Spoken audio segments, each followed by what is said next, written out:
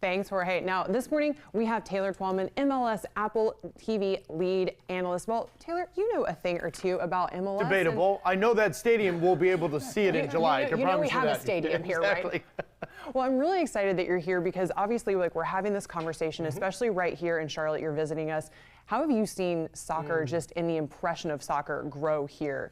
First off, I love this market. You know, I grew up in St. Louis for a majority of my life. I've been in Boston now for 20 some odd years. Charlotte has always been, and North Carolina has always been a hotbed for the sport. I'm a little surprised that people are surprised about Charlotte and the market, but with the ownership group here, the technical staff, Charlotte's been a home run for Major League Soccer, and I just feel fortunate to be here to celebrate the news that we're going to have the All-Star game here, and the World Cup's going to be here in about 100 days. Yeah, I mean, so much going on here, and you're the pro of pros when it comes to breaking all of this down. So for people who I think want to appreciate the game and everything we have going on here, but can you break down for me what All-Star means, what World Cup means? There's so many different, I think, parts of really incredible soccer, but sometimes they can get a little confusing if you're not familiar with it. Yeah, I think a lot of people right now in the sports, of the American sports vernacular, are hearing the conversation about All-Star games and whether or not they're meaningful. MLS has always had a meaningful All-Star game, mainly because you have a group of MLS All-Stars playing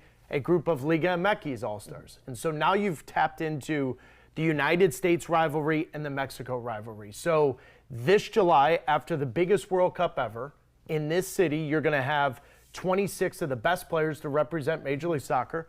That includes Lionel Messi.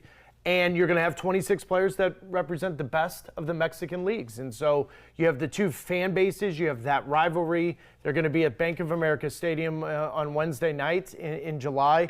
It is going to be a spectacle for Charlotte, but more so, you're going to see a collection of players. They're not here for vacation. It will be a competitive game for about 45 minutes for each player, and you get to see the best of both leagues. Yeah, I mean, seeing that level of play, I think right here in Charlotte, especially as somebody who grew up here, for me, it's really exciting. Yeah, and then when you see all of that pull into, you mentioned the World Cup, and I know there's a lot to lead up to that, but what does it mean to host something like that for a city? Yeah, I just think this is a very unique time for a majority of my life. Now, listen, I was 14 when the 1994 World Cup was here. Major League Soccer was born off of that World Cup in '96. However, now we're talking 32 years later. We have soccer-specific stadiums. We have ownership groups like Tepper and his family with Charlotte. We have training facilities. Charlotte, one of the best in this league. So now when all of these 48 countries come to the World Cup, they're not going to see just the United States for what we do with sports. They're going to see Major League Soccer at its finest. And then right after that, Charlotte will be under a spotlight to kind of put a bow on the entire summer, but also to kick off the second half of Major League Soccer. It's a unique opportunity and probably one of those that comes every, I would say, 30, 40 years. And so I think Major League Soccer and Charlotte are going to benefit from it. Yeah, I think we definitely are. Now, taking a step out and just kind of going off book here, as somebody who was a player, I always love when people who played the sport are now getting to kind of live it in a different way. But as somebody who was at the top of your game, who played on the national team, who played professionally, and now you're getting to see soccer grow, how does that make you feel just as a person?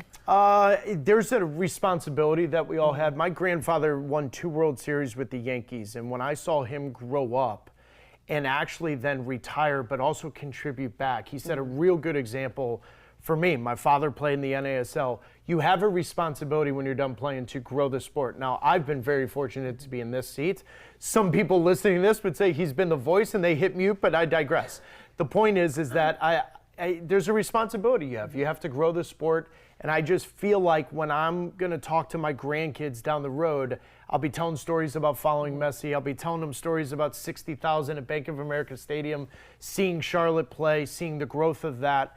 I'm not sure when I was playing in MLS, when I was MVP, if you would have told me I'd be here in Charlotte the morning of, 2026. I know, sitting next to me. Exactly, sitting next to you, exactly. I would have lost the bet. But it's a long-winded way of saying I feel very lucky, but also responsible that I should grow the sport in the right way. Yeah, and I think you lend a really great empathy and expertise to it that I love seeing, and I'm excited to see more of you here. Yeah, just don't go to my Twitter feed during a game.